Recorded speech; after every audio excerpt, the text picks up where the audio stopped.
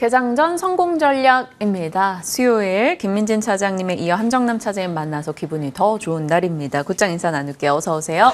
안녕하세요. 네, 안녕하십니까. 네. 자, 시장 자체는 조금 답답한 느낌이 들지만 뭐 기회가 없는 장도 아닌 것 같습니다. 여기저기서 또 상승의 흐름을 보여주기도 하는데 대응을 어떻게 해야 될까 좀 고민이 돼요. 일단 반도체 시장과 반도체에 대한 전략 좀 압축해서 주시죠.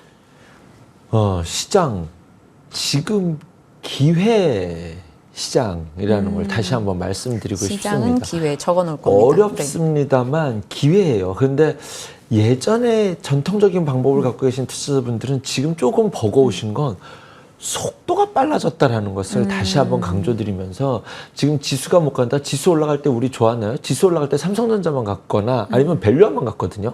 그러면 실질적으로 이 방송을 통해서 트레이딩 관점으로서의 전략을 짜시는 분들이라면 지금 지수 걱정하실 필요는 없다라는 생각을 전제로 어제 모처럼 만에 반도체에서 좀 우후죽순일지라도 한미반도체부터 시작해서 HPS 네, 뭐 솔브레인이라든가 종목들이 좀 이제 좀 반도체 좀 온기 좀 확산되나라는 생각을 가져볼 수 있는 한 날이지 않나라는 생각이 듭니다. 시장 전체적으로는 예전에는 반도체, 바이오, 밸류업 세 개의 섹터에서 순환이었는데 이제는 뭐 여기저기 많잖아요. 전력부터 뭐 수소, 친환경부터 뭐 지금 전 섹터에 다 이야기가 돼버릴 수 있는 이런 상황으로 가서 내 차례가 오는데 시간이 예전에는 3칸 건너서 나한테 왔었는데 이제는 7칸 건너서 온다라고 좀 보시면 되지 않을까. 같은 시간인데 7칸을 건넌다는 건 그만큼 빠르다는 거죠.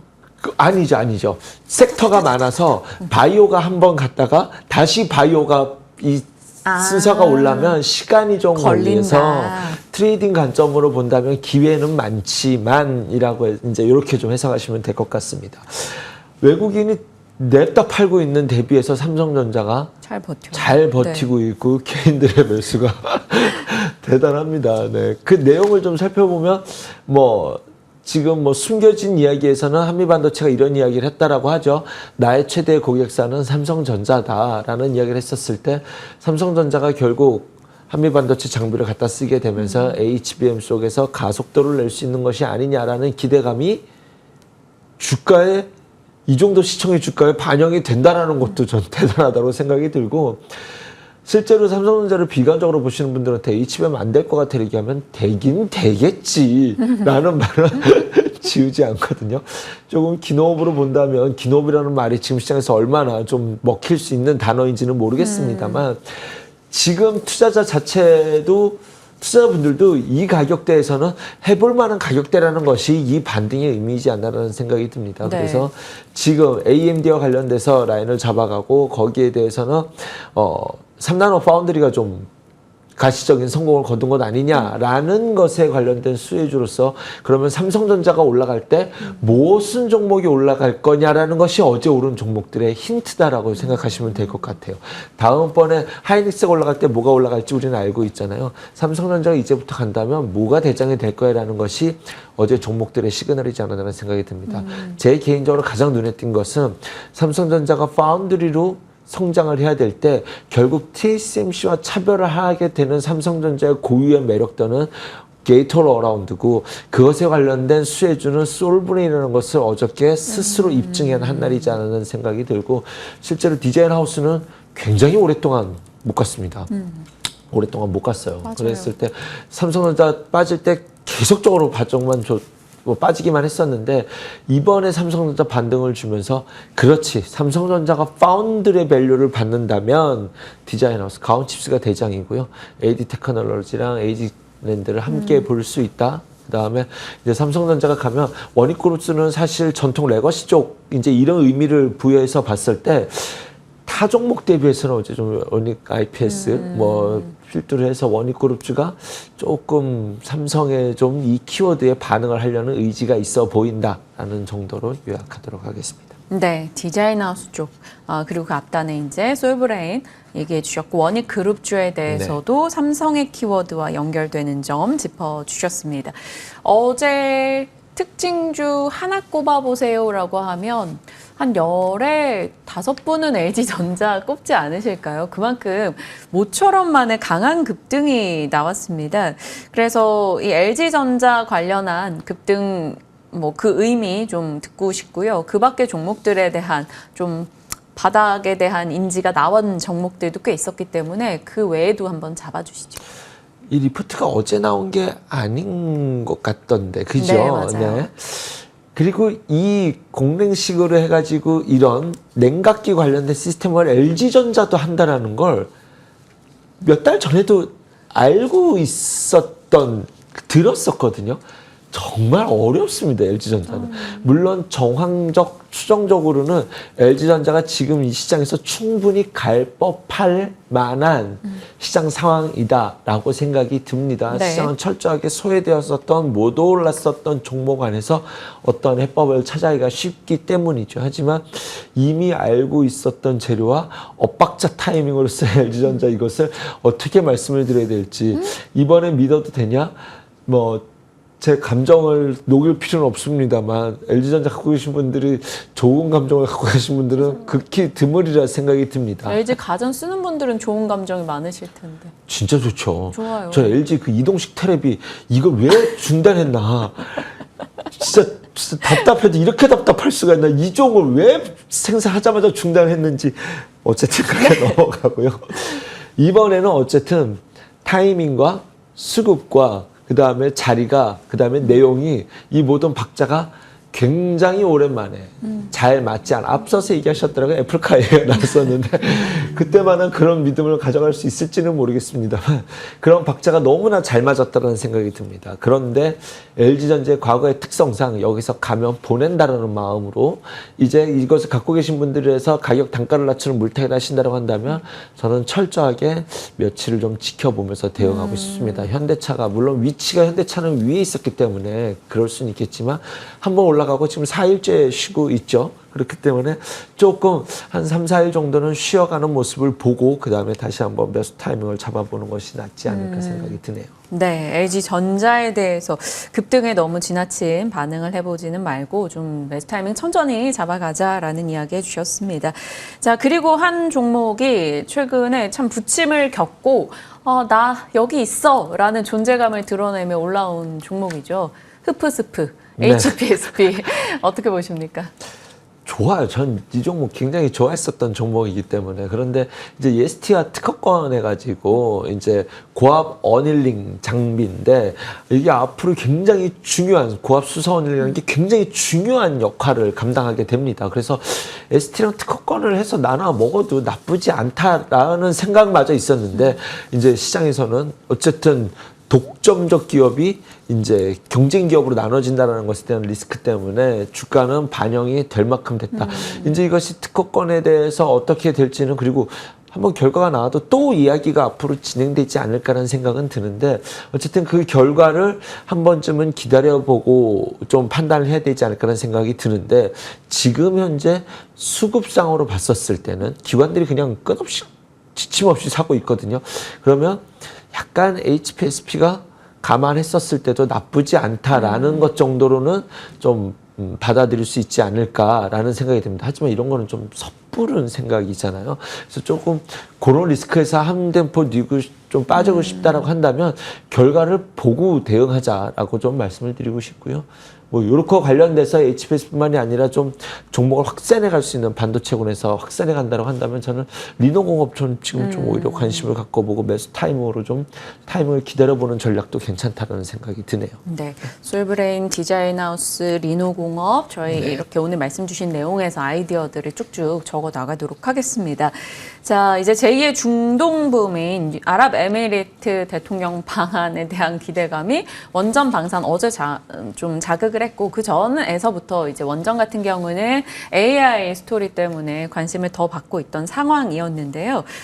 지난 금요일에 저희 에너지 특집했고 원전주 말씀 많이 주셨었어요. 우진은택 상승률 네. 벌써 50%가 넘어갔습니다. 우리기술, 보성파워텍, G2파워. 그런데 이 원전주 어떻게 대응을 해야 될까요? 단기 상승폭이 큰데 사이클론은 지금이 시작 단계거든요. 제가 예전 제 원전 이야기를 많이 말씀드렸고 원전에 대해서 굉장히 오랫동안 봐왔던 사람으로서 실제로 원자력 발전을 우리가 되네 안 되네 웨스팅하우스 합의가 아니라 진짜 원전은 SMR이다. 근데 이것이 우리가 지금 미국도 싸우고 있잖아요. 뉴스킬 파워랑 테라파워가 지금 눈치 게임을 하고 있는데 네. 이것이 사이클이 이제 시작되는 단계. 어제 뉴스킬 파워 22% 올랐습니다. 네. 어저께 굉장히 급등했어요. 그래서 이것이 우리 증시에 반영이 될 수 있느냐 하는데 체코 원전 이거 되거나 말거나 지금 SMR로 지금 반응을 하고 있잖아요. 여기에 체코 그다음에 지금 아랍에미레이트에 관심도 있죠. 이거 지금 아랍에미레이트 한번 수 받았죠? 있습니다. 네. 그다음에 지금 요르단 얘기도 나오고 있거든요. 지금 기대감으로 가져갈 수 있는 카드가 너무 명예죠. 많아요. 지금은 SMR로 묶일 수 있는 거 우리 기술부터 시작해가지고 앞서서 갔는데 이제는 좀 확산될 수 있는 가능성도 좀 염두에 두시되 원전은 옛날이랑 똑같습니다. 대장이 계속 바뀌어요. 우리 기술 갔다가 에너트크 갔다가 우진엔텍 갔다가 어제 시간에서 제가 어저께 장마감 타방송에서 이제 다음 타이밍 G2파워 할 것 같은다고 말씀드렸는데 시간에서 상한가 갔거든요. 다음 종목들이 계속 나올 겁니다. 계속적으로 수렴해서 나올 거기 때문에 일진파워라든가 오르비텍이라든가 한신기계라든가 계속 보성파워텍 손바꾸면서 가기 때문에 섹터 전체가 한 번 해먹고 끝나는 섹터가 아니다라는 점. 다만 어제 뉴스케어 파워가 많이 올랐고 G2 파워가 시간의 상한가를 갔기 때문에 오늘 시가 공룡은 쉽지 않을 거다. 네. 네. 시가 오르면은 시간에서 상 들어가면 대부분 급등 출발. 네, 급등 출발해서 그날 트레이딩에서 먹을 게 없더라고요. 오전장 트레이딩 정도는 나오겠지만 그것을 제가 아침 방송에서 말씀드릴 상황은 아닌 것 같고 그러면 요번에 좀 쉬는 타이밍이 온다면 그 다음 매수기에는 좀 적극적으로 당연히 잡아가야 된다는 생각이 들고요.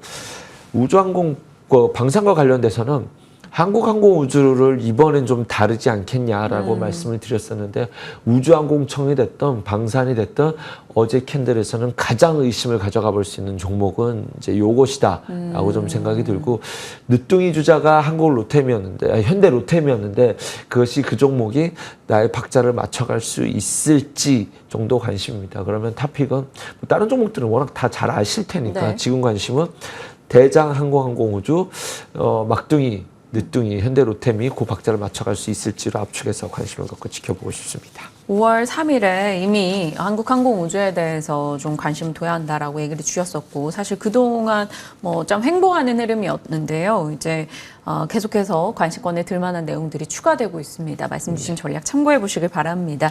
자, 바이오 쪽 보겠습니다. HLB 쪽이 어제 회복하는 모습을 보여줬습니다. 어떻게 판단하시는지 궁금하네요. 아스코 쪽 이슈가 계속 부각이 되고 있어요. 결자 해지 코스닥이 지수가 굉장히 불편한 자리까지 끌어내렸던 것이 HLB 그룹이었죠. 지수가 좀 불안했던 자리에서 그래도 좀 코스닥 지수를 방어해 준 것이 HLB 아니었나 생각이 듭니다. 항소제약에서 얘기가 나왔어요. 아, 우리 이거 제조 공정의 문제인 줄 알았는데 알고 봤더니 시설 문제였어.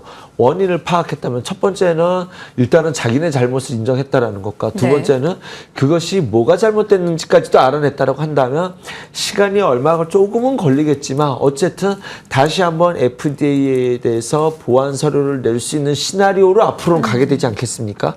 여기 이제 아스코에 대해서도 뭐 방광암인가 그다음에 신장암에 대해서 10대 연구 결과 선정 뭐 됐다 이런 소식이 있기 때문에 실제로 약효는 있다라고 보는 게 맞습니다. 네. 그걸 받아들이셔야 돼요. 약효는 있기 때문에 지난번 두 번 하한가는 누가 봐도 과잉 반응이었다라는 것이 지금 시장에서 좀 빠르게 반영이 되고 있지 않나라는 생각이 듭니다. 이제 여기까지 올라와서 여기서 뭐 매수다 매도다 이 의견을 드리기는 조금 버거운 위치까지 일단은 줄 수 있는 단기적 반등을 줄 수 있는 반등은 좀 나오지 않았나라는 생각이 들고 이제는 여기서부터 이제 그러면 시각이 좀 확산될 수 있는 가능성이 있다라는 생각이 듭니다. 바이오주에 대해서는 꾸준히 좀 말씀을 드렸기 때문에 이렇게 스펙트럼을 확 넓혀서 종목을 찍어드리는 것은 이제는 의미가 없는 지역 자리까지 오지 않았나라는 생각이 들고 요즘은 이렇게 종목을 한 종목을 노려보고 있다가 타이밍 오면 빵 쏘면 돼요.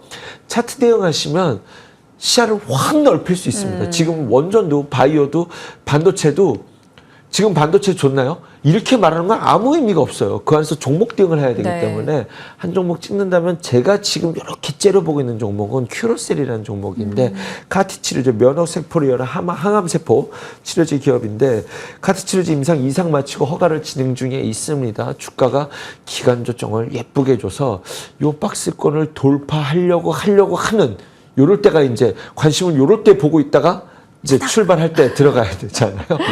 그렇기 때문에 보초병을 보내놓기에 손색이 없는 주가 흐름을 가고 있지 않나 생각이 듭니다. 보초병을 보내기에 손색이 없답니다. 네.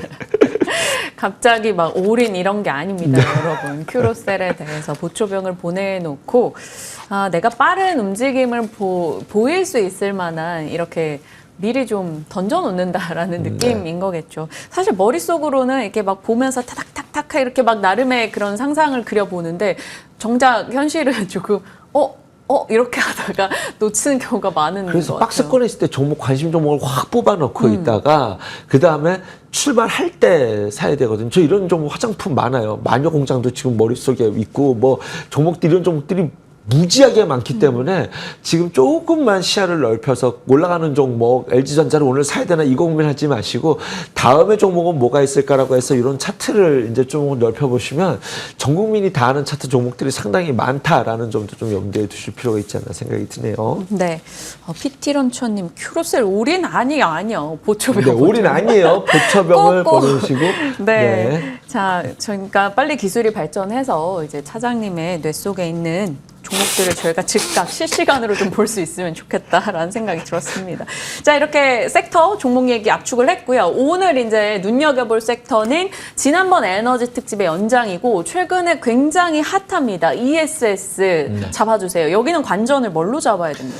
지난번에 말씀드렸지만 ESS가 22년에 43기가와트, 작년에만 22년까지가 43기가와트가 ESS 설치량이었는데 작년에만 45기가와트니 그동안 설치했었던 ESS보다 작년 한 해가 더 많고 올해는 57기가와트로 전망을 합니다. 앞으로 2030년까지 G7에서 지금까지보다 6배를 더 늘리겠다라고 하니 뭐 성장 속도가 뭐 어마어마할 거라는 것은 굳이 뭐 말씀을 드리지 않아도 충분히 납득이 되시리라 생각이 듭니다. 그러면 이게 G7에서 이런 얘기가 나왔다는 건 무슨 뜻이냐면 앞으로 정부가 정책이 나온다는 거예요.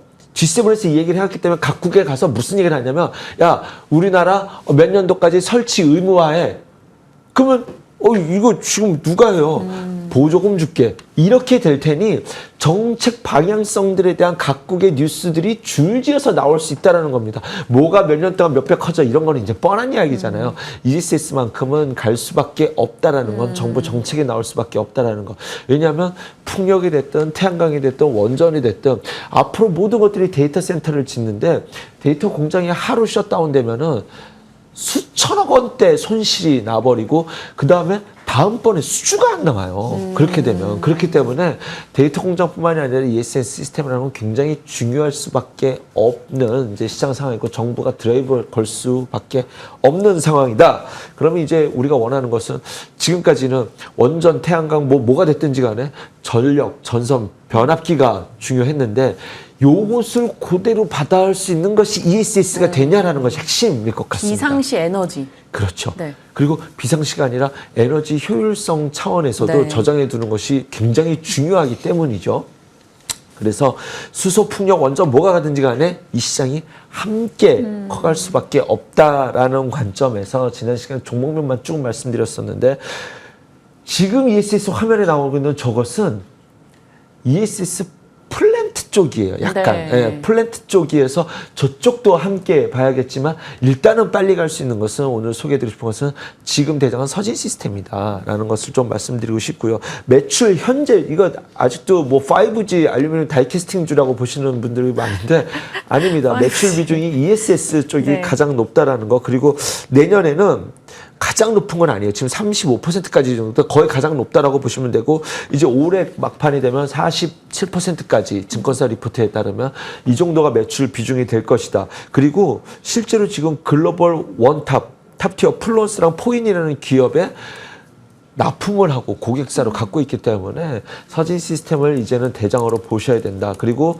중국을 압박을 걸 때 지금 공장이 베트남에 있다는 것도 상당히 매력적이다. 이런 포인트를 감안해 본다면 지금 대장으로 키워드를 가져가기에 손색이 없다는 생각이 들고요. 두 번째 관심은 원래 예전에 ESS 하면 저는 SK D&D라는 종목이 생각이 나는데 거기서 이제 인적 분할한 것이 SK 이터닉스. 하이닉스 비슷하죠. 네. 이름을 이터닉스 멋있게 지었습니다. 데이터 센터용 연료전지라는 걸로 지금 키워드를 잡아갔는데 실제로 해상풍력과 미국 내 ESS 사업을 하고 있어요. 그래서 미국 내에서 어떤 일을 하냐면 전기를 충전해 놓고 있다가 전기료가 쌀 때 충전했다가 비쌀 때 이렇게 팔거든요.